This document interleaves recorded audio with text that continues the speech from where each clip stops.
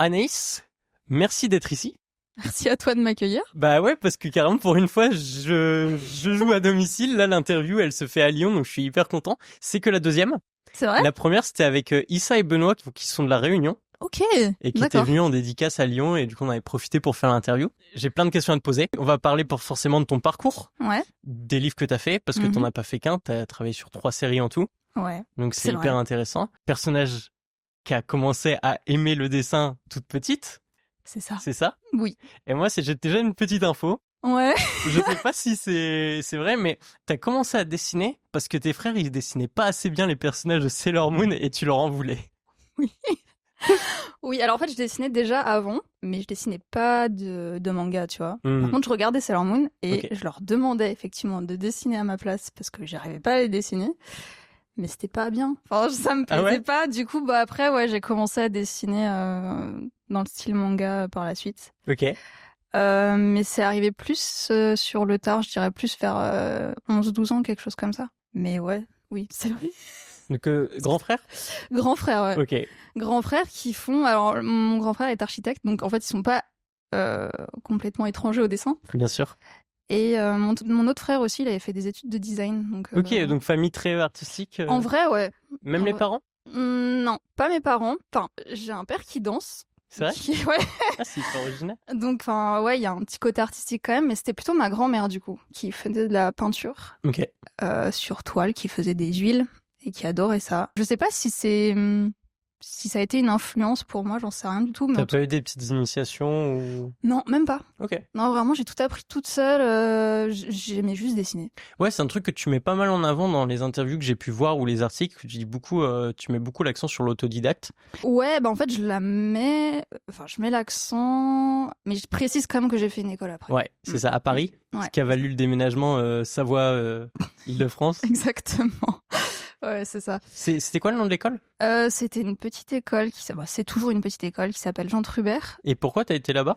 Bah en fait, j'ai fait des recherches. Ouais. J'ai regardé plein d'écoles et c'était l'une des seules qui était assez abordable parce que bon, faut admettre que c'est cher les assez écoles cher les écoles d'art. Et c'était l'une des seules qui qui proposait un cursus en peu d'années aussi. 2 ans? Ouais, c'était 2 ans.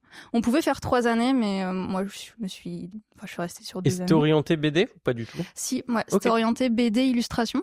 Donc les profs, c'était des auteurs de BD. Donc tu savais déjà à ce moment-là que tu voulais aller dans ce secteur-là et t'orienter sur raconter des histoires, dessiner des histoires. Et je voulais même déjà faire du manga à ce moment-là. Ah ouais? Ouais, vraiment. Je suis arrivée parce que je faisais que dessiner du manga. Je suis arrivée à l'école et en fait, ce qui était bien avec cette école aussi, c'est qu'elle n'imposait pas de style graphique. Là où, à mon époque, j'ai l'impression, quand je dis ça, que je suis c'est 2014-2016 dans ton école, c'est ça? Oui. Ah, c'était à 10 ans. Bah ouais, quand même. Ça commence à dater un petit peu, au secours. Mais c'était très difficile de dessiner du manga dans les écoles à ce moment-là, quoi. Ah ouais? Ah ouais. Tu le ressentais? Parce que t'avais d'autres collègues qui étaient, Bah justement, dans cette école, j'étais à l'aise parce qu'on n'était pas jugé là-dessus, mais j'avais fait des entretiens où en fait, enfin pas des entretiens, mais j'avais fait des portes ouvertes où il y avait aucun style manga. Et quand on parlait un peu, tu sentais une petite réticence. Ouais, une petite réticence, un petit côté, le manga c'est pas trop du dessin. On la connaît celle-là. Du coup, ouais, c'était ça qui était cool avec cette école, c'est qu'il y avait pas de jugement à ce niveau-là, et j'ai pu m'épanouir dans mon style. Tout en apprenant plein d'autres choses aussi, parce que moi j'avais besoin d'apprendre des choses, puisque en vrai... Et tu fais quoi dans une école de dessin orientée BD manga? C'est quoi un cours là-bas? Mon emploi du temps était incroyable. C'est vrai? J'avais des cours de Photoshop. Non, mais en vrai, il y avait des cours d'anatomie, donc j'ai appris les muscles par cœur, un enfer. Ah ouais, t'aimais pas ça? Bah c'est les muscles du bras. Horrible. Mais en fait, moi j'adore ça, mais c'est juste qu'apprendre les muscles par cœur, c'est... Tu te dis, mon Dieu, surtout en fait, le pire, c'est vraiment l'avant-bras. Ok. Parce que ton bras tourne, donc tous tes muscles Et du coup, tournent. tous les muscles, ils s'enveloppent de manière bizarre. Ouais. Okay. Mais c'était super intéressant, mais on avait tous des lacunes un peu dans ce cours. Sinon, on avait des cours du coup de Photoshop. On avait vraiment un prof qui nous apprenait à utiliser Photoshop. On avait des cours de couleurs. On avait des cours de modèles vivants. Donc, on avait un modèle qui venait pendant une ou 2 heures poser pour nous. Et c'est quoi que tu préférais dans tout ça? Très bonne question. J'aimais bien... Qu'est-ce que j'aimais bien? J'aimais bien les cours de couleurs. Est-ce qu'on est surpris? Je sais pas. Et... Faire du noir et blanc, c'est super. Hein? Maintenant, tu fais du noir et blanc. Ouais. Non, mais j'adore la couleur. Mon Insta est rempli de couleurs, donc... C'est vrai, c'est vrai. Mais en fait, c'était très intéressant, parce qu'on avait aussi des cours de BD avec des profs de BD. Et ils avaient, du coup, leur point de vue sur le milieu. Et leur façon aussi de travailler dans la BD. Et ils avaient tous une expérience dans l'édition. Ouais. Ok. J'en ai un là, un ancien prof qui travaille sur Torgal maintenant. Ok. Donc, qui a repris la BD, il me semble. Et sinon, ouais, non, c'était pas n'importe qui non plus. Et c'était quand même intéressant, du coup, d'avoir des professionnels du milieu. Bien sûr. Après, voilà, c'est pas forcément un passage obligatoire à l'école. Clairement, bah, de toute façon, ça le prouve, c'est qu'il y a beaucoup d'auteurs qui sont pas passés par là. Mais ça rassure aussi d'avoir un environnement et d'avoir des contacts directs avec des gens qui ont eu, justement, l'expérience dans le milieu éditorial, dans le secteur, quoi. Ouais, en vrai, puis je pars du principe quand même que, bon, t'apprendras toujours quelque chose dans une école. Même si c'est pas ce à quoi tu t'attends. Il y en a qui se sont rendus compte qu'ils étaient pas faits pour ça, justement, et qu'ils apprenaient mieux tout seuls. Bon, après, effectivement, il y a un prix, mais je pars du principe que, ouais, il y a quand même toujours des choses positives à apprendre, même si c'est pas du tout obligatoire pour le coup. Et ouais, non, c'est vrai que c'est cool d'avoir des profs qui sont auteurs, quoi. Tu m'étonnes. T'as quand même un point de vue directement relié au milieu, quoi. En 2016, tu finis cette école. Ouais. Tu finis ça sur un projet de fin d'études qui s'appelle Cristal de Lune. Ouais. C'est ça? Ouais, c'est ça. Oui, c'est ça. C'était les prémices d'Azur. Ouais. Donc Azur, c'est ton premier manga. Le premier manga qui s'est sorti. C'est exactement mon premier manga. Et ouais, j'avais présenté ce projet, du coup, à mon juré de fin d'année. Et ouais, bon, ça n'a rien à voir avec Azur. Hein. Ah ouais? Non, les personnages, c'est plus ou moins les mêmes. Mais non, ça a beaucoup évolué. Il y a beaucoup de choses qui ont changé, que j'ai incorporées, tout ça. Parce que les prémices de cette histoire, tu les faisais déjà très jeune aussi. Parce que t'as commencé à écrire ce truc quand t'avais, je crois, d'après mes infos, vers 15 ans, c'est ça? Oui. Ok. Où est-ce que t'as trouvé tout ça? Écoute, on est bien renseigné. Tu nous diras jamais comment tu fais. Non, mais ouais, c'est ça. C'était vraiment mon histoire de cœur pour le coup. Ok. Et si c'était à refaire, je referais pas ça. Ah ouais, pourquoi? Parce que j'étais débutante. Ouais. Et en fait, c'est ton projet de cœur. Et je pense qu'un projet de cœur, ça mérite plus de maturité. Et peut-être plus d'assurance aussi dans ton dessin, dans ta façon de raconter, tout ça. Et là, c'était vraiment mon premier truc. J'avais pas ce recul nécessaire pour me dire, ok, tu commences, fais une petite histoire comme ça pour te tester, tu vois. J'ai pas réfléchi comme ça. Tu t'es dit direct gros projet. Ouais, en plus, oui, en vrai, Azur, si ça avait pu continuer, ça aurait pu faire une longue série. Enfin, une longue série, je pense, une dizaine de tomes, quoi. Donc, délicat aujourd'hui de s'engager sur autant de tomes dans le manga. Donc, ouais, je le referai pas. Ah ouais? Ça, c'est marrant parce que justement dans les interviews que j'ai vues, il y a beaucoup de trucs où tu dis que t'aurais bien aimé développer plein de ces personnages, plein de ces... Bah ouais, justement, j'aurais aimé, mais... Est-ce qu'il est trop tard? Est-ce qu'il est trop tard? Malheureusement, je pense. Parce que la plupart des gens qui sont fans d'Azur, je leur ai jamais dit, mais en vrai, moi j'ai un peu fait le deuil du projet. Ok. Parce que en fait, il est pas fini, mais il est toujours en stand-by, quoi. Donc moi, dans cette situation-là, je peux pas trop m'engager sur le futur ou m'imaginer des choses qui pourraient arriver ou...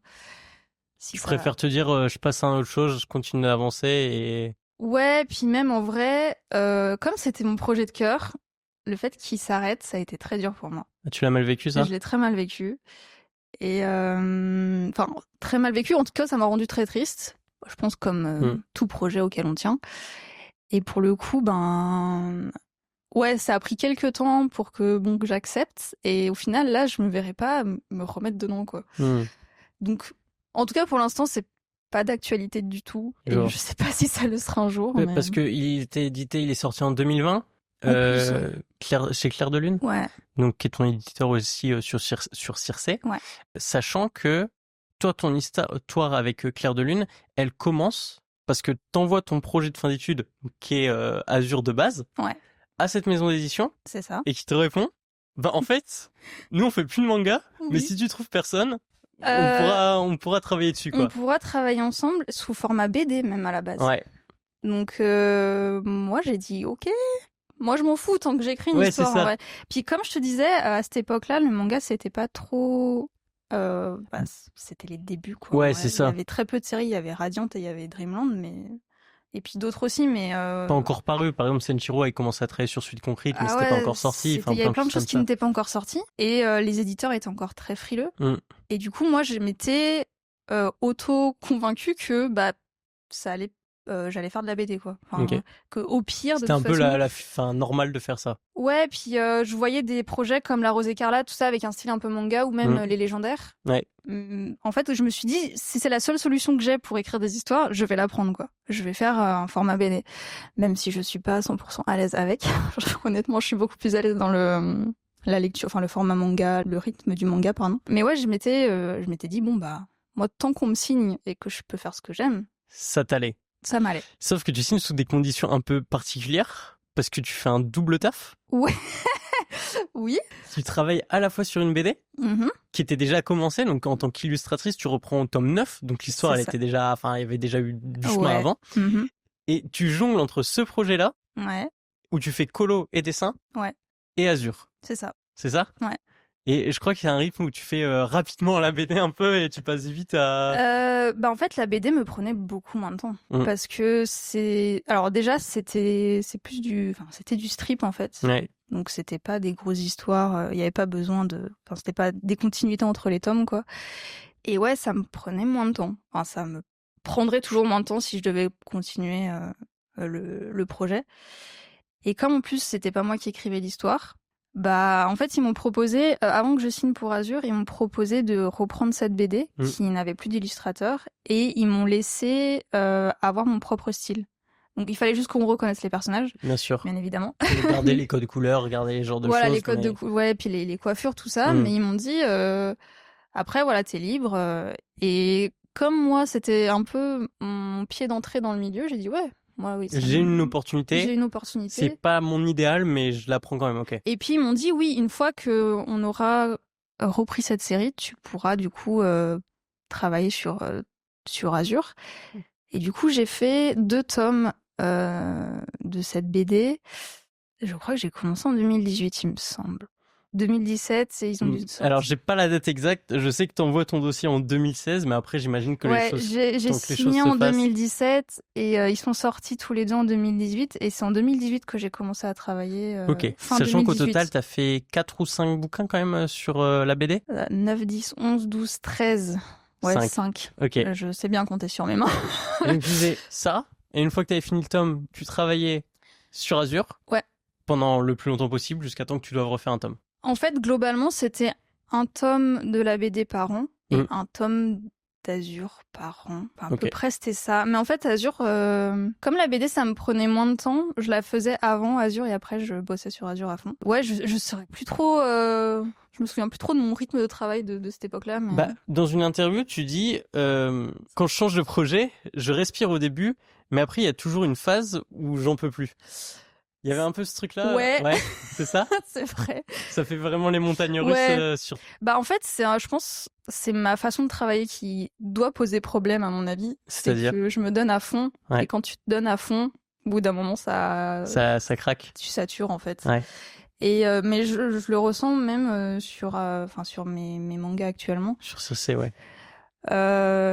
C'est que j'ai un rythme trop intense, je pense. Ouais. Et du coup, au début, je suis super motivée, mais du coup, je donne trop, quoi. Et au bout d'un moment, ça finit par lâcher. Et tu sens que t'as plus de mal à dessiner que... J'ai pas plus de mal à dessiner, c'est que je suis fatiguée, pour le coup. Je ressens beaucoup de fatigue et du coup, je suis moins motivée. Et surtout, ça me demande plus d'efforts. Enfin, j'ai cette sensation que ça me demande plus d'efforts. Et si je devais donner un conseil, il faut...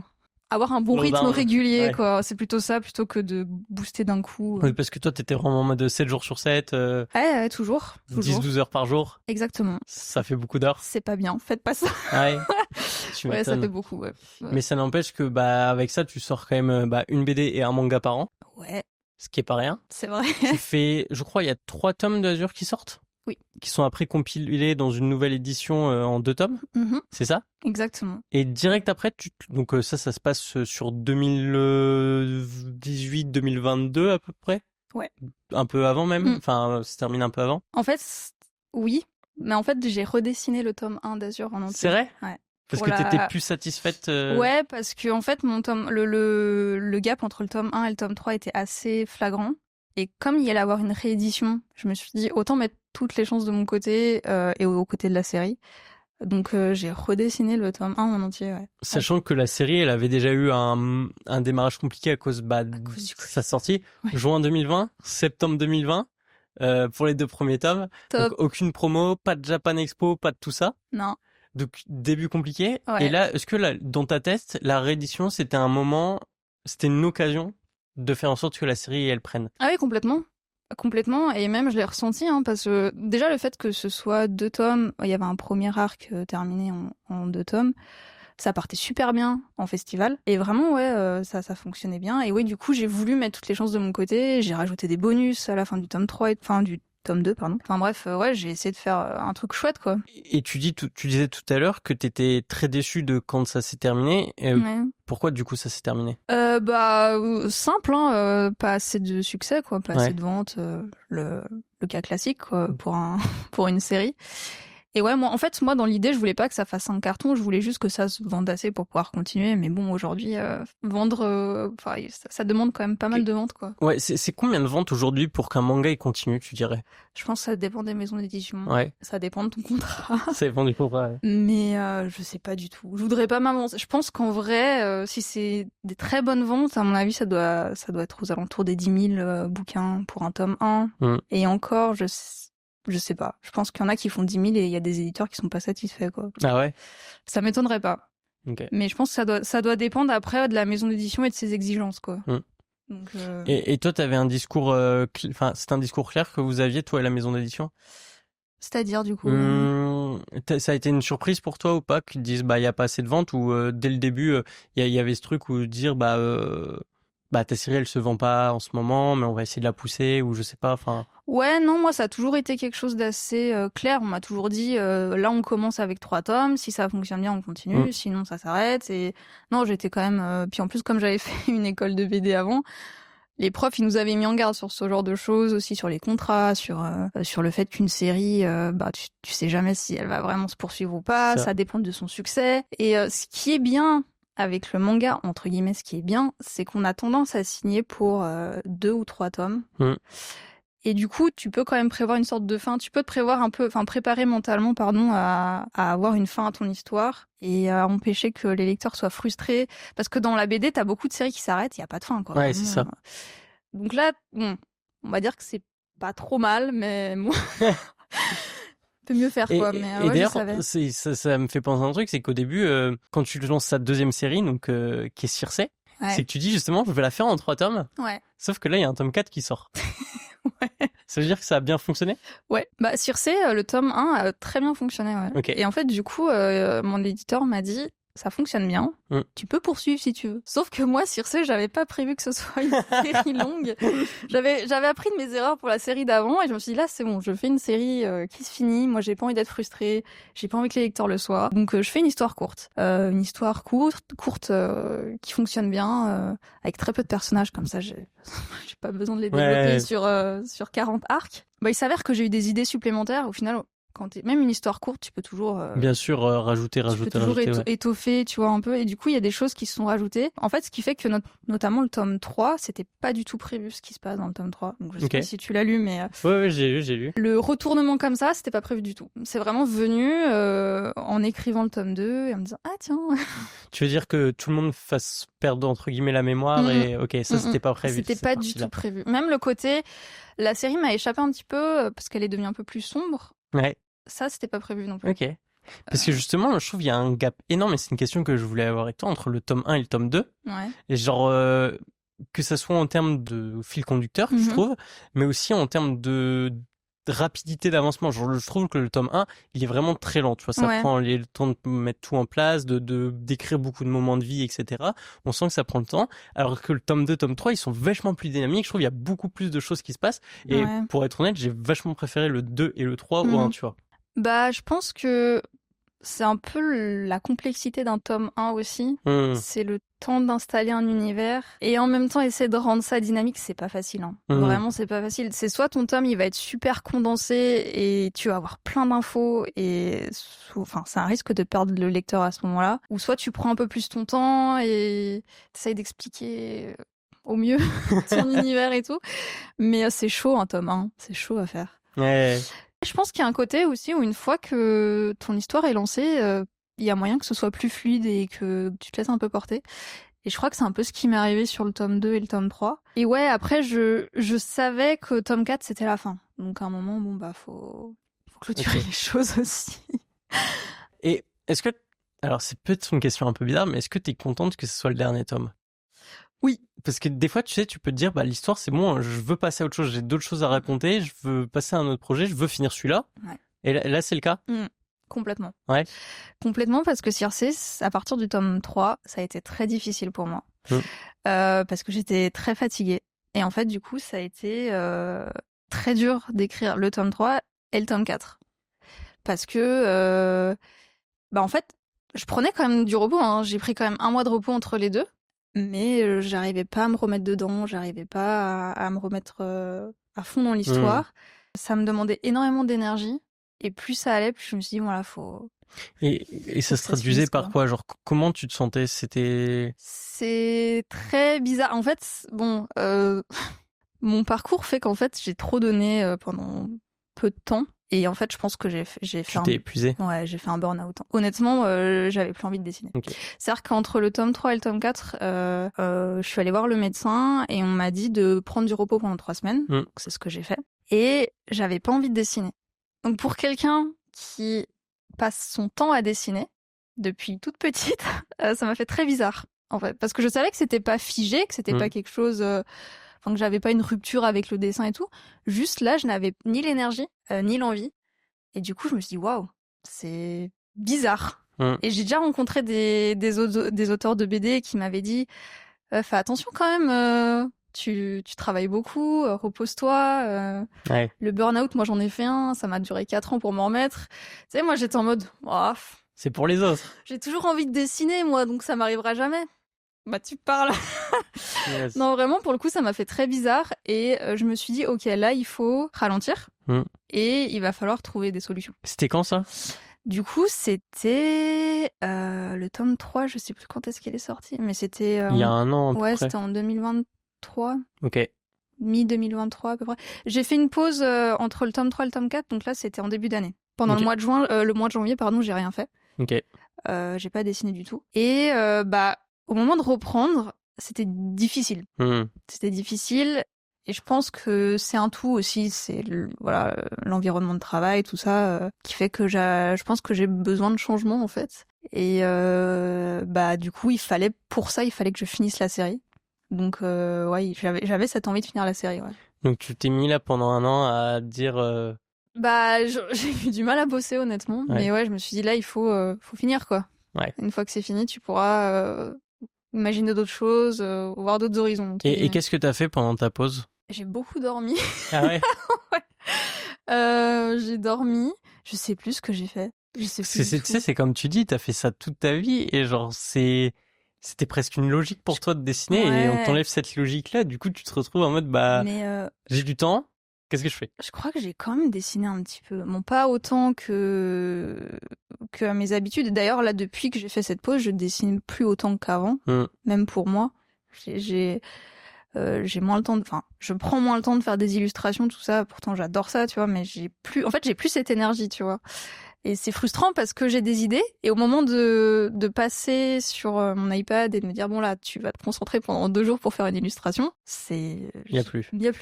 Ouais. Donc ça arrive de temps en temps, j'en ai fait il y a pas longtemps, mais ouais, pour Halloween justement. Oui, voilà. C'est justement, en fait, c'est hyper drôle que tu parles de ça, mais c'était clairement une de mes questions quand j'ai regardé un peu ton compte Instagram. Ouais. C'est vrai qu'il y a une rupture de fréquence de parution de posts ou quoi que ce soit. Et en fait, déjà de base, quand je suis sur un tome, je n'arrive pas à produire à côté pour Instagram parce que c'est le seul réseau social sur lequel je poste. Et pourquoi tu mets pas des planches ou parce qu'il y a plein d'auteurs qui font ça?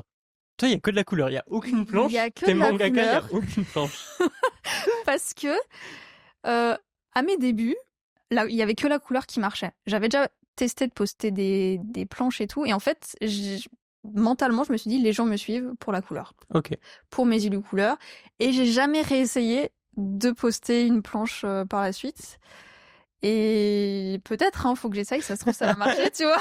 Mais j'ai un peu ce blocage, pas forcément très intelligent. Mais surtout que tu dessines sur iPad. Ouais. Est-ce que t'as même peut-être les timelapses de ce que tu fais? T'es sur Clip Studio? Je suis sur Clip Studio, mais j'oublie d'enregistrer les timelapses. En fait, des fois, je les mets sur mes illus. Celles que je poste, c'est là où j'ai pas oublié. Mais si tu vois le ratio entre les illus que je fais et les timelapses qu'il y a... Tu peux te rendre compte que j'ai oublié à chaque fois quasiment. Mais ouais, j'oublie de le faire parce qu'en fait, ça demande beaucoup d'énergie à l'iPad. Donc ça me faisait bugger l'iPad et au bout d'un moment, j'ai dit ouais, c'est bon. Est-ce que t'as toujours le même iPad depuis le début? Je l'ai changé là. Ah ouais? Il est tout neuf. Parce que t'avais un vieil iPad, non? J'avais un iPad Pro de 2017. Ok. Donc la machine a 7 ans. Et là, je me suis dit, on va le changer. En fait, c'est Clip Studio, il m'a dit, ouais, à partir de cet automne, ton logiciel, il ne fonctionnera plus sur ton appareil. C'est vrai? Oui. Il faut peut-être changer. Je dis, bon, on va changer alors. Parce que bon, le but, c'est pas que je puisse plus bosser. Mais ouais, je viens de le changer. Et en vrai, quand je me suis acheté l'iPad, je me suis dit, oh purée, j'ai acheté un truc très cher parce que bon, c'est pas donné. Et je commençais à l'utiliser et je dis, j'y arriverai jamais à m'en servir. Est-ce que t'as pris le Pro, le grand? J'ai pris le Pro, le grand, ouais. Et en fait, non, depuis que... Enfin, c'était une question d'appréhender l'outil, tout ça. Et depuis, je le lâche plus, quoi. Enfin, je l'ai pas lâché. Et en vrai, ouais, il m'a duré 7 ans. Pas mal, hein. Franchement, pour un Apple, et voilà. surtout, t'as pas une utilisation occasionnelle. C'est ça le truc, c'est que c'est du 7 ans, 12 heures par jour. 7 sur 7, 10 heures par jour minimum. Vraiment, il a très bien tenu. Donc la batterie, au bout d'un moment... Bon, elle commence à veiller. Là, je vois la différence avec le nouveau. Ouais. Je l'ai pas rechargé pendant 5 jours, il tient toujours. C'est vrai? Ah ouais, vraiment, ça n'a rien à voir. Hein, mais... Ah, parce qu'en plus, il y a un nouvel iPad qui est sorti il y a pas longtemps. Ouais, c'est celui-là que t'as pris? C'est celui-ci que j'ai pris. Vous t'es maxi bien, là. Ouais. J'ai pris le tout dernier. Voilà, je me suis dit, on va mettre un max de chance de mais côté. Trop bien. Et non, ouais, je suis satisfaite de est-ce que ce genre de petits changements, ça t'aide aussi? Tu sais ce que je veux dire? Parce que c'est pas un gros changement, mais rien que le fait de changer d'outil, en général, ça redonne un peu... ça redonne un peu de peps, quoi. Tu dis, ah, c'est cool, j'ai un nouveau truc, ça va être fun et tout. Après, comme j'ai vraiment littéralement copié mon ancien iPad sur le nouveau, je vois pas trop la différence. Mais ouais, l'ergonomie, tout ça, ça n'a rien à voir. Ok, je vois. Mais j'ai pas trop... Enfin, tu vois, en fait, je l'ai reçu début septembre. Je l'ai déballé il y a 2 semaines. Abuse. C'est vrai? Ouais. Ça va. Parce que j'étais sur la fin de mon tome 4. Il fallait un peu le rush. Fallait le rush et je me suis dit, vas-y, à tout moment, tu copies mal tes fichiers et tu perds des trucs. J'ai dit, non, je risque pas. Je finis avec mon ancien iPad et ensuite, je prendrai le temps de déballer le nouveau et tout. Et du coup, il a attendu 1 mois dans mon appartement, le pauvre. Ça aurait fini en storytelling comme l'iPad de Louis à l'aéroport. Ah ouais, t'avais suivi ça? Ouais. Non, très là, c'était pire, je pense. Vraiment, pour le coup, j'aurais eu autant peur que lui. Ah, mais laisse tomber. Ouais, il y a une question. Si t'habites à Paris, enfin dans la banlieue parisienne, t'es dans une petite maison d'édition. Ouais. Donc forcément, les contrats, ils sont moins importants que si c'est Glénat ou Kana ou quoi que ce soit. Est-ce que tu fais quelque chose à côté des livres? Ah ouais? Pas du tout. Non. Je fais rien à côté. J'ai une vie austère de mangaka qui ne dépense pas beaucoup. En vrai, oui, parce que quand tu travailles toute la journée... T'as pas de dépenses à avoir. Tu manges et c'est tout, quoi. Et en plus, comme je travaille de chez moi, tu sais, tout ce qui est transport, métro, tout ça, bon, bah, au final... Alors, à part ces derniers temps où j'arrivais plus trop à bosser chez moi parce que voilà... Parce que dans l'appartement, t'as vite fait le tour et que t'as envie de voir d'autres choses. Pareil, dans mon appartement, ça va faire... C'est le même depuis que t'es arrivé à Paris? Non, j'ai changé, mais c'est le même depuis 6 ans, tu vois. Ouais. Donc, au bout d'un moment, Au début, en fait, je suis quelqu'un qui aime bien être seul. Je suis quelqu'un qui aime bien être cosy dans son truc. Et mon appartement, il est sympa. Mais 6 ans dans un petit truc... Moi aussi, j'ai pété un câble. Ouais, j'avoue. Et du coup, oui, ces derniers temps, j'allais plutôt bosser au café. Okay. Donc là, tu commences à sentir les dépenses, quoi. Tu dis, c'est vrai que c'est pas donné les tickets de métro, tiens. Ah oui, parce que du coup, t'as pas l'abonnement et... Non. C'est au bout d'un moment, je me suis dit, mais peut-être faudrait que tu prennes un abonnement. C'est cher à Paris. Ah, c'est cher. Là, j'ai pris un truc pour 2 jours, non, 24 heures. Ici à Lyon? Ouais, ici à Lyon. Ah, c'est cher aussi. Non, bah figure-toi que là, c'était 7 €. Ok. Moi, c'est un aller-retour pour faire Paris chez moi, 7 €. Ah bah oui, parce que t'es en zone 3 ou quelque chose comme ça. Je suis en zone 3, ouais. Mais Okay. bon, 3 € le billet. Ouais, ça va vite. Ça fait un peu mal, quoi. Ah ouais, ok, je vois. Trop bien. Donc là, tu vas sortir ton tome 4 qui sort fin novembre? Ouais. C'est ça? Le 29, normalement. Tu prévois des petites séances de dédicaces ou... Oui. Ouais, oui. petite tournée? Je sais pas. Bah si, je devais venir à Lyon, justement. C'est mais vrai on m'a proposé pendant les fêtes des Lumières, donc je sais pas si c'est une bonne stratégie. Bon, au moins il y aura du monde. Ouais, mais est-ce qu'ils vont venir prendre le temps de s'arrêter en dédicace, tu vois? Bah, les fêtes des Lumières, c'est le soir en général, tu vois, donc ouais. c'est la nuit. Bon, je sais pas. On m'avait proposé en tout cas le 7 décembre, donc probablement que je serai là-bas. Ok. Et sinon, sinon après novembre, c'est un peu calme. J'ai une date sur Paris. Ouais. Et après, il y aura Angoulême, du coup. Et probablement d'autres librairies qui vont se rajouter. Carrément. Et comment tu vois ta suite? Comme tu disais juste avant, tu voulais la fin de cette série aussi pour marquer un changement. Ouais. Ça veut dire que dans ta tête, tu sais que tu veux pas continuer sur exactement la même chose, sachant que avant, je voudrais aborder un autre sujet, c'est que tes 2 histoires que tu as publiées, il y a quand même un thème qui est très commun. Oui. C'est l'écologie. Oui. C'est un truc qui est très important pour toi? En fait, j'aime beaucoup la science-fiction. Ouais. Et j'ai du mal à dissocier les deux. Ah ouais? J'ai du mal à dissocier le futur et l'environnement, puisque pour moi, c'est relié. Enfin, en fait, si tu imagines un monde futuriste, tu vas forcément parler... Enfin, je sais pas, à moins que tu sois très utopique, mais tu vas forcément parler d'un manque de végétation, tout ça. Donc, ça va rentrer un peu dans l'histoire, même si c'est involontaire. Et ouais, du coup, j'ai décidé de développer mes histoires autour de ça, parce que c'est un sujet pas facile à aborder. Donc tu le fais consciemment, c'est pas genre... Ah ouais, non, je le fais consciemment. C'est pas facile à aborder, mais j'avais pas envie que ce soit... comment dire... que ce soit angoissant pour les gens qui lisent l'histoire non plus, tu vois, parce que souvent c'est des histoires... C'est presque... Ouais, on dit, ah, c'est pas bien. Ouais, tu te sens pas bien quand t'as fini de lire. Je dis, bon, c'est pas le but quand même. J'avais envie d'explorer ça d'une manière... Enfin, moi, je mise beaucoup sur les personnages, pour venir un peu dédramatiser, on va dire, le contexte. Mais du coup, ça reste quand même un thème important à aborder, tu vois. Et je trouvais ça important d'en parler. Okay. Mais c'est pas évident d'en parler sans que ça vienne, faire angoisser les gens. Ouais, trop moralisateur. Ouais, voilà, merci, je cherchais le terme. Du coup, ouais, sans que ça ait ce côté moralisateur, surtout auprès des jeunes aussi. Parce que tu sens que c'est les jeunes qui peuvent être le plus concernés par le sujet. Aujourd'hui, oui. Oui. Complètement. Moi, je le vois, hein, je vois même que ce soit des petits-enfants de 10 ans ou des ados, il y en a il y a vraiment ce côté anxiété du futur et de l'environnement que nous, on n'avait pas. Enfin, moi, personnellement, je ne l'avais pas. Je sais pas si c'est ton cas aussi, mais ça travaille les jeunes aujourd'hui, ça. Bah, je pense qu'il y a aussi le fait que, tu vois, quand t'habites en campagne, moi j'habite en campagne, je crois que toi aussi, d'après un article du Dauphiné, t'habites en campagne. La montagne, du coup, voilà. Et bah t'as moins ce truc de dire machin, la pollution et tout, parce qu'autour de toi ça reste quand même assez... Enfin moi je sais qu'autour de chez moi quand j'étais petit il y avait beaucoup de champs, etc. Ouais. Tu te dis moins, vas-y c'est un sujet omniprésent, tu vois. Alors qu'en ville je trouve qu'il y a plus la question. T'as raison. Mais alors nous on a un autre point de vue aussi, c'est que du coup j'habite en montagne et tout ce qui est neige, tout ça, on voit la différence. Ah ouais, forcément. C'est-à-dire que moi, quand j'étais petite, il commençait à neiger à partir du mois d'octobre, tu vois. Là, je suis allée chez mes parents il y a littéralement 3 heures, tu vois. J'étais encore chez eux et t'as des températures de 20 degrés, quoi. Ouais, c'est vrai. Et on est en novembre. Ouais, t'as raison. Donc, en fait, moi, j'ai vu la différence à ce niveau-là.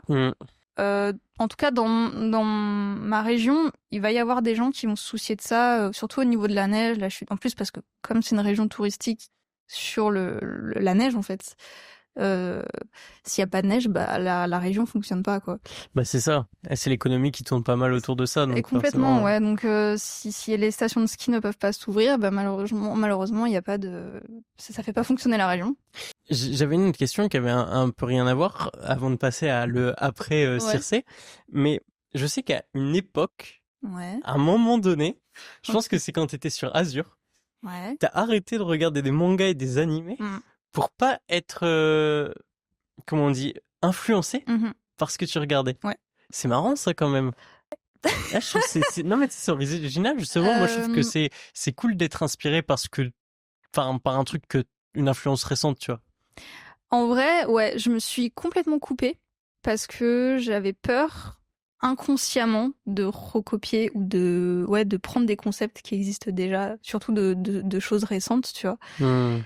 Et même en vrai, c'est un conseil que je donne et que j'ai entendu d'un autre auteur, alors je sais plus qui, mais c'est bien de pas trop lire quand t'es en train de produire un tome, parce que tu peux t'inspirer inconsciemment. Ouais. Tu peux aller piocher des trucs. Alors ça dépend, si c'est volontaire et que t'en as conscience, c'est bien, mais si c'est pour te comparer, te rabaisser, tu vois, je vois ce que tu veux dire. C'est pas top en termes de créativité. Donc en vrai, même en vrai, quand je dessine un tome, je lis pas trop. Ça va dépendre. Après, si je vais continuer de lire les séries. Donc tu lis plus du tout. Ça fait que ça. Je lis plus du tout. Non, j'ai repris avec du manga français, figure-toi. Ah ouais, tu lis quoi en ce moment? Le tout premier que j'ai repris, ça avait été Reaper, du coup. Ça a été le début de ma relecture du manga, en fait, parce que j'avais vraiment arrêté complètement. Et du coup, Silence, Run to Even, Space Punch, hein, j'ai tous les tomes chez moi aussi. Enfin bref, quasiment tout. Ah, c'est bien. On attend le tome 2 de Red Flower, n'est-ce pas? Il est à l'aéroport avec l'iPad. Voilà, exactement. Ah purée. Non, ouais, en fait, je soutiens surtout les potes. Et bien comme sûr. je connais aussi leur style graphique qui est hyper éloigné du mien. Bah, c'est ça. Soit je vais en tirer des leçons de mise en scène, tout ça, de dynamisme, pardon. Soit je vais complètement mettre ça de côté et juste le plaisir de lire, tu vois. Et d'ailleurs, il y a un truc que j'ai trouvé assez drôle ma copine, elle a lu ton tome 1. Ouais. Elle m'a dit, c'est marrant, on dirait un mélange entre webtoon et manga. Ah ouais? Et moi, j'ai trouvé que t'avais un découpage qui était hyper particulier, qui était pas du tout classique des mangas qui sont dans des cases. Oui. Enfin, déjà, tes cases, elles sont toutes à bord noir et pas à espacement. Enfin, et elles quasiment, sont généralement collées sur un plus grand fond. Et c'est marrant de faire ça, tu vois. Bah, alors moi, j'ai été éduquée au shoujo, tu vois. Donc, c'est un peu des codes que tu trouves plus dans le shoujo. Ouais, ça va être plus des codes de manga typés tranche de vie, romance, tu vois. Et c'est vrai que je m'amuse beaucoup à ce niveau-là, au niveau de la mise en page. Ouais, elle est assez créative. Mise en scène et tout de mes planches. Je me mets pas trop de barrières. Je suis assez feeling, tu vois. Je sais pas comment dire, mais ouais, je me laisse. C'est un peu la partie créative que j'aime le plus en vrai. Même si le storyboard c'est très dur, j'aime bien faire des mises en page qui sont assez fun, quoi. C'est le plus dur pour toi, le storyboard? Ouais. Oui. Tu suis dessus, c'est... Ouais, c'est très dur.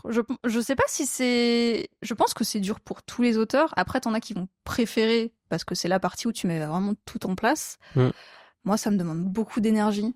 Donc, en fait, ça va dépendre de ce que je raconte. C'est difficile, non, de faire une journée que storyboard. Ouais, bah, quand t'es dans un tome où tu fais tout ton tome en storyboard au début, je sais pas si c'est une bonne idée de faire ça, mais c'est comme ça que je travaille. Ouais, je fais tout le storyboard d'un coup.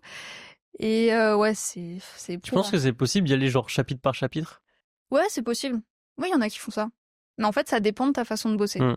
Moi, j'aime bien faire tout d'un coup parce qu'au moins, si j'ai besoin de réajuster des éléments avant, je peux le faire, tu vois. Je peux le faire au storyboard et je peux dire, ok, j'ai mis tel élément à ce moment-là, donc il faudra que ça débouche sur telle chose à la fin. Ou inversement, réajuster des choses, tu vois.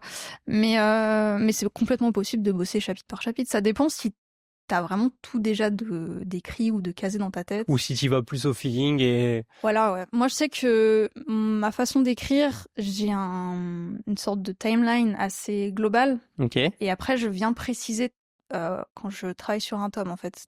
Donc, dès que je me mets sur un tome, je me dis, bon, je sais qu'il doit se passer tant de choses dedans, mais faut vraiment que je vienne peaufiner à ce moment-là, tu vois.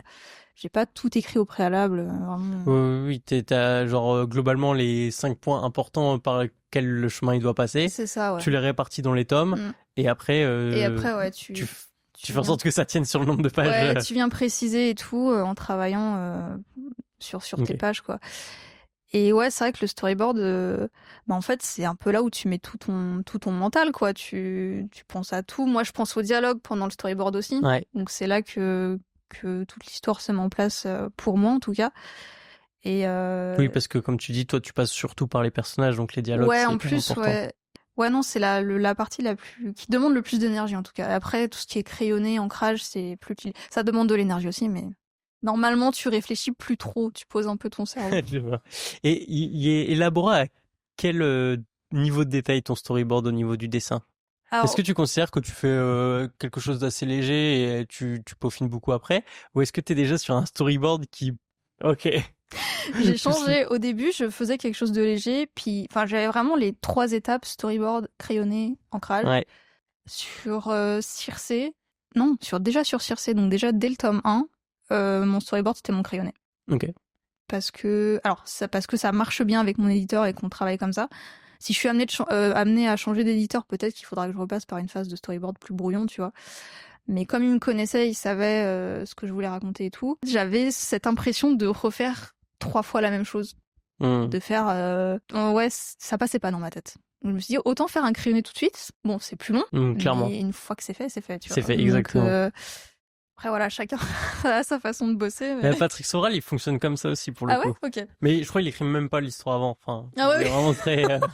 il a un level au-dessus, alors. c'est ça. Mais ok, trop cool. Donc là, on va passer sur la partie où moi qui m'intéresse pas mal aussi, c'est que ça fait 8 ans que t'as fini tes études. Ouais. Ça fait 6 ans que t'es avec l'éditeur Clair de Lune. Ouais. Comment tu vois ta suite? Ce changement, ce fameux grand changement. Ce fameux grand changement. Bah, j'aimerais bien viser des maisons d'édition qui ont plus de visibilité, ouais. Et plus de spécialisation aussi sur le manga. Plus manga, qui sont vraiment là-dedans dans la créa française de manga et du coup qui normalement accompagnent bien leurs auteurs, tu vois. Et ouais, ce serait, en fait, c'était déjà un goal quand j'ai démarré dans le milieu. Mais je remercie quand même, tu vois, ma maison d'édition parce qu'elle m'a permis de faire mes preuves aussi et d'avoir quelque chose de concret à présenter aujourd'hui aux éditeurs. De l'expérience. Ouais, parce que moi, si j'arrive avec Circé, ça leur montre ce que je sais faire globalement, tu vois. Et c'est beaucoup plus facile de se vendre comme ça qu'en arrivant avec un projet, voilà, où même si ton projet, il est cool ou que t'as les dessins et tout, avoir un truc physique, c'est quand même plus sympa. Clairement. C'est bon. C'est bon. Ok. Et est-ce que tu as déjà une histoire qui commence un peu à germer pour ces futurs éditeurs? Ouais. Je suis en train de... En fait, c'est quelque chose qu'on me dit de réfléchir dessus depuis longtemps. Donc j'ai un petit peu des idées des fois qui popent en tête, mais comme j'ai jamais vraiment eu le temps d'y réfléchir vu que j'étais sur mon tome 4, là depuis que j'ai fini, ouais, je commence un peu à me poser et à réfléchir un peu à ce que je veux faire, tout ça. Mais t'es pas spécialement pressé? Bah si, un peu quand même. Parce que c'est un peu malheureux, mais quand tu disparais trop longtemps, les gens ils t'oublient. Ouais, c'est vrai. Donc j'ai pas... là où j'ai de la chance, c'est que Circé tome 4 va sortir, donc j'ai encore... Ça te laisse de la marge, oui. J'ai un peu de marge pour faire la promo du tome 4 et pouvoir créer autre chose entre-temps. Et du coup, je vais pas complètement disparaître du milieu, tu vois, mais ouais, j'ai un peu cette peur-là de plus être présente. Et du coup, surtout quand tu galères autant à te faire connaître, je pense que si t'arrêtes au mauvais moment, que tu fais une pause au mauvais moment, ça peut être fatal, tu vois. Donc, c'est dur de se faire connaître, parce que vous êtes pas beaucoup de mangaka édités. Non. Et du coup, est-ce que c'est difficile même une fois que t'es édité à faire en sorte de te faire connaître? Je sais pas si tu vois ce que je veux dire. Parce que quand tu fais dans ton coin, que t'es en auto-édition et tout, c'est entre guillemets. Il y a plus de monde, tu vois, en auto-édition, je pense qu'en... Ouais, tu veux dire il y a plus de soutien, tu penses, ou... Une fois que t'es édité, j'ai quand même l'impression que tu rejoins un groupe presque, tu vois, enfin, genre des rares mangaka édités. Et ça Non, mais c'est vrai, hein, enfin, vous êtes pas nombreux. C'est vrai qu'on Moi, je fais beaucoup d'interviews, je commence à en faire le tour, là. Oh non, tu vas interviewer qui après? Il n'y a plus personne? Si, il y a encore... en vrai, j'ai encore une liste de personnes, mais tu vois ce que je veux dire, enfin... Non, mais t'as raison. En vrai, je pense que là où c'est difficile, bon, déjà, ce qui est cool, c'est qu'on n'est pas beaucoup, du coup, on se connaît tous plus ou moins et on s'entraide beaucoup. Ce qui est difficile, c'est de se faire un public. Aujourd'hui, ça passe beaucoup par les réseaux sociaux, je pense. Enfin, pas que, parce que tu peux avoir des auteurs qui ont très peu d'abonnés, mais qui cartonnent très bien en librairie, tu vois. Mais je pense que ça a un impact, en vrai. Parce que personnellement, si j'avais pas eu la communauté que j'ai sur Instagram, j'aurais pas eu... Enfin, Circé n'aurait pas autant marché, je pense. Ouais. Moi, ça m'a beaucoup aidé. Mais je pense que c'est ça le plus dur. C'est de trouver son public. Une fois que le public te connaît ou que t'as trouvé un peu ton public, il peut grandir, tu vois, mais au moins t'as un noyau assez solide qui va probablement te suivre, même c'est sûr, te suivre sur tes futurs projets. Et c'est ça le plus dur à trouver en fait. C'est surtout avec tout ce qui sort et tout. C'est ça, c'est ce qu'en termes de manga français, il n'y a pas 1 million de sorties, mais en termes de manga, là, il y en a beaucoup. Le problème, c'est que on est un peu noyé dans la vague du manga japonais et on a des libraires qui nous mettent en avant, ça c'est clairement. Cool. Ça c'est vraiment trop bien et heureusement qu'ils sont là parce que je pense que sinon on galérerait beaucoup plus à se faire connaître. Et mais c'est ça en fait, c'est une fois qu'on a lu le bouquin, c'est en parler autour de soi, c'est voilà le prêter à des potes et tout. Enfin voilà, si on a kiffé l'histoire, faut vraiment le vendre quoi. Et je pense que c'est un peu ça le plus dur aujourd'hui, ce qui est pas facile. Moi après, tu vois, je suis pas forcément inquiète. Parce que je parlais de disparaître tout à l'heure, tu vois, je suis pas forcément inquiète, je me dis pas forcément les gens vont m'oublier, mais je pense quand même que c'est pas évident de revenir avec, 1 an ou 2 ans plus tard, tu vois. Parce qu'il peut y avoir plein d'autres choses entre temps, plein d'autres projets, et du coup, ouais, c'est pas, tu peux être un peu remplacé, entre guillemets, tu vois, si tu restes pas dans le milieu et tout. Mais j'ai quand même cette chance d'avoir des lecteurs qui me suivent depuis super longtemps. Depuis Azur ? Depuis Azur, puis c'est même beaucoup de gens qui me suivent déjà avant, tu vois. Sur le blog ? Ouais, quand j'avais un blog. Voilà. Le fameux. Je l'ai pas trouvé. C'était un Skyblog, figure-toi. Ah bah je l'ai pas trouvé. J'ai cherché mais j'ai pas trouvé le Skyblog. Heureusement. Mais non mais ils ont été ils ont été Skyblog, la plateforme a été supprimée, tu vois. OK, c'est pour ça. Mais en fait, ouais, j'avais déjà un manga à ce moment-là que je faisais toute seule du coup et j'avais fait un tome. Déjà, j'avais quoi, peut-être 15-16 ans ou 16-17 ans, je sais plus. OK. Et j'avais réussi à faire 120 planches, tu vois. Ce qui est honnête. Ce qui est pas mal. Même plus, je crois. Non, vraiment, j'avais fait un bouquin de 160 hein. Je sais plus, enfin bref. Et j'ai des gens qui me suivent depuis cette période-là, tu vois. Donc tu sais, quand t'as vraiment fidélisé les lecteurs et qui sont vraiment à fond dans ce que tu fais, c'est quand même cool. Parce que tu te dis, bon, j'aurai au moins ce noyau de personnes qui suivent ton travail. Qui viendront en dédicace. Qui viendront, ou même qui vont t'acheter le bouquin, tu vois. Donc ça, c'est trop chouette. Et je pense que c'est ça le plus dur, en vrai. C'est pas évident hein, de se faire un public. Hein. Et est-ce que tu as beaucoup d'interactions avec les personnes qui te suivent ? Sur Insta, tu veux dire ? En vrai, ça dépend. Ça dépend de si je suis présente sur Instagram ou pas. Je sais qu'Instagram, ça a été une source de stress à un moment parce que t'as le côté, faut que j'ai des followers pour que les gens sachent que j'existe. Je sais pas, ou savent, bref, t'as compris ? Sache. Et ouais, à un moment, j'étais en mode, il faut poster pour, un peu la dure loi d'Instagram, tu vois, pour être connue, pour que mes projets fonctionnent et tout. Et j'ai pris tellement de recul par rapport à ça. Ah ouais ? Ah ouais, complètement. Parce qu'en fait, ça me stressait énormément. J'avais vraiment, dès que je postais un truc, cette angoisse de, oh mon Dieu, combien est-ce que ça va marcher, est-ce que ça va marcher et tout. Alors, j'avoue, je l'ai eu un peu là parce que j'ai posté la couverture du tome 4. Je l'ai eu un peu parce que ça faisait vraiment 6 mois que j'avais rien posté.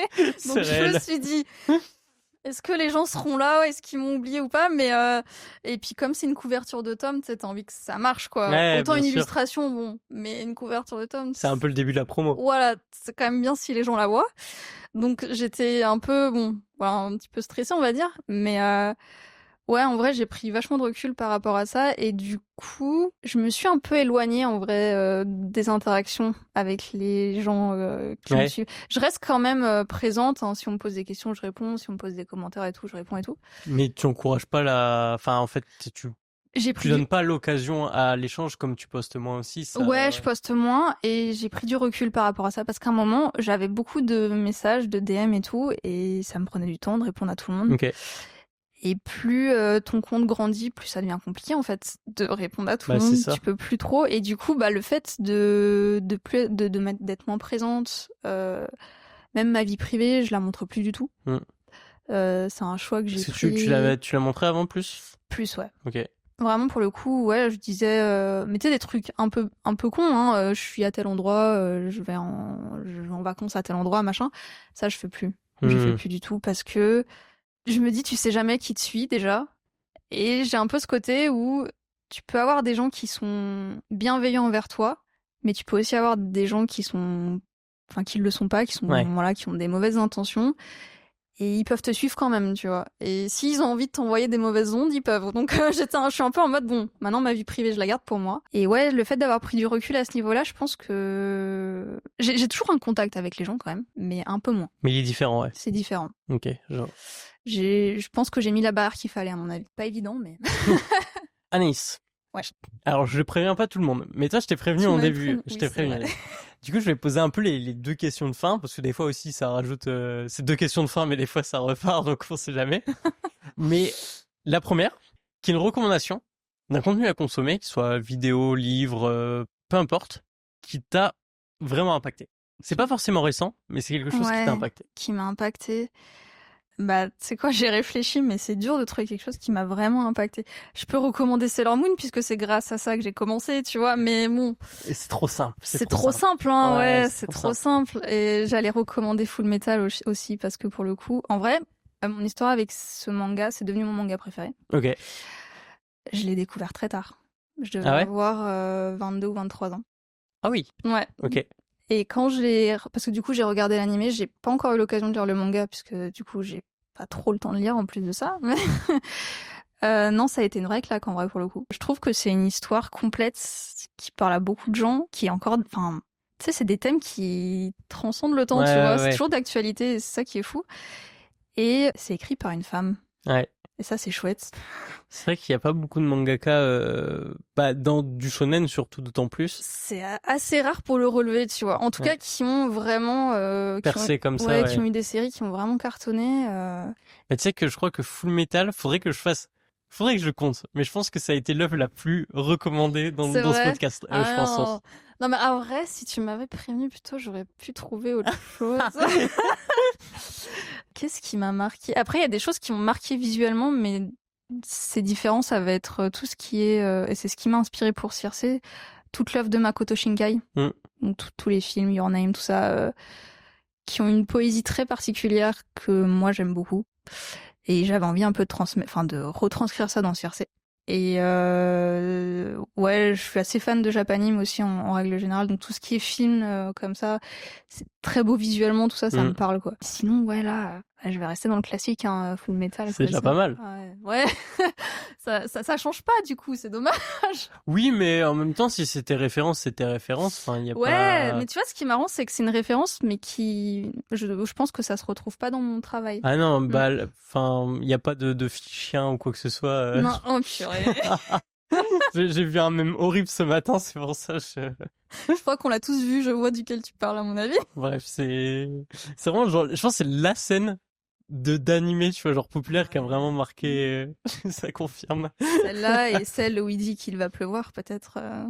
J'ai moins la ref. J'avoue, j'ai regardé, je pense que c'était il y a trop longtemps, donc j'ai peut-être pas la ref, mais. Faudra que tu regardes alors. Ok, trop bien. Et du coup, on va passer sur la dernière question, qui est un conseil.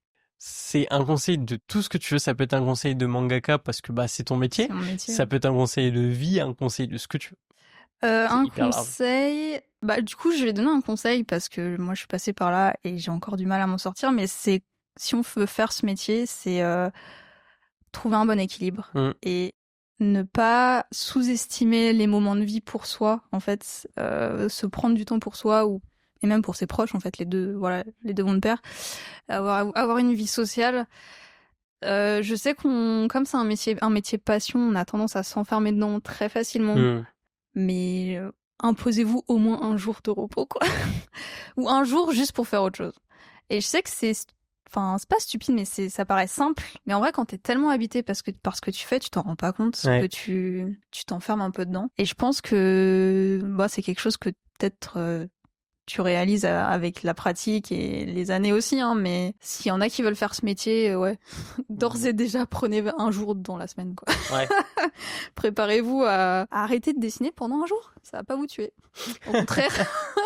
Clairement, justement, ça permet d'être beaucoup plus constant sur le temps, parce que même, je pense que plus tu kiffes, ou plutôt l'inverse, plus ça devient dur de dessiner, plus ça devient dur d'avancer sur ton histoire, plus ça va aussi peut-être se retrouver un peu finalement dans le travail, tu vois, genre dans le fait de...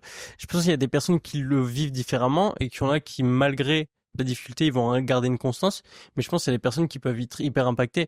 Enfin, moi, j'ai une personne en tête, mais je sais que quand elle a fait certains de ses livres, moi, elle voulait plus du tout dessiner. Et dans le livre, ça se voit, tu vois. Je pense que ça se ressent. Ça se ressent sur ton travail, c'est obligé, puisque c'est un travail de création. Donc, si t'as pas le mental à ça, il va y avoir quelque chose de différent, tu vois. Ouais, puis en fait, ce qui est bizarre, c'est que si t'es fatigué, ça devient plus difficile d'avancer, en fait. Même si tu kiffes ce que tu fais, tu vas dire, mais c'est bizarre, je suis plus lent. Du coup, ça peut devenir frustrant. Tu peux être en colère contre toi-même parce que tu dis, j'ai pas fait mon ratio de planches par jour, là. Toi, tu fais 2 planches par jour? En moyenne, ouais, quand je suis en forme. Là, c'était pas trop le cas, mais du coup, ouais, non. En moyenne, c'est 2 planches par jour. Et je pense que c'est une bonne moyenne. C'est faisable, tu vois. C'est pas trop. Je pense que si tu t'organises bien, tu peux terminer ta journée à 20h, tu vois, comme quelqu'un qui a un métier plus... C'est déjà un métier prenant de finir à 20h. Déjà, ouais. Déjà, mais tu vois, on est beaucoup à terminer à minuit. Donc, il y a un petit problème quelque part, quand même. C'est ça. Donc, si t'aimes bien et que t'es pas fatigué, c'est cool, mais... tu te rends compte des fois que t'as besoin de prendre tes soirées, de kiffer un peu ta vie à côté. Si t'as passé... moi, je vais avoir 30 ans. J'ai passé 15 ans de ma vie à un bureau, tu vois. Donc ouais, j'ai kiffé. Mais là, tu te dis, bon, trouver un équilibre qui fait que tu puisses aussi profiter de ce qu'il y a autour, quoi. Parce que si t'as vu que ta feuille pendant toute ta vie... c'est marrant. Donc voilà. Eh ben écoute, Anaïs, merci beaucoup. Avec plaisir, c'est hyper merci cool. à toi. Je te remercie de t'être déplacée. Ouais, c'est cool. Je suis venue à Lyon, du coup. Ouais, c'est ça. Je vais pouvoir visiter après. Là, tu repars à Paris en fin de semaine? Ouais, je repars demain, ouais. Non, après-demain. Oui, c'est ça. Ok, trop bien. J'ai plus la notion du temps. Et donc, ton manga, il sort le combien? Le 29. Ok, bah trop bien. 29. Si chez Momi. Ouais, voilà, exactement. Bah trop bien. Merci beaucoup, Anaïs. Et Avec puis, plaisir. je pense qu'on va se revoir si tu passes à Lyon pour les dédicaces. Bah et ce sera un plaisir que je viendrai.